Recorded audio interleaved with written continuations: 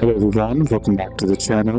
Hope you are doing well and fine, and in today's video I'll be showing you Groupon how to get refund. So without wasting any time, let's just jump right into the video and make sure to watch this video till the end and follow the steps as well. In order to get a coupon refund in Groupon, what you need to do is simply head over and open up your refund application or head over to the website and then sign into your account. Then once you're signed into your account, what you need to do is go to my purchases. To do it, simply tap on my stuff on the bottom right corner of your screen. Then on the top you'll find the option that says my coupons. Simply tap on that. Now simply tap on all, and then what you need to do is find the deal you want to refund. Then check if it's refundable. Many Groupons are refundable within the started refund period, often before you redeem it. If eligible, you'll see a refund or cancel option once you tap on that, and then once that's done, simply click refund or select refund and choose Groupon box, that is store credit, which is usually instant,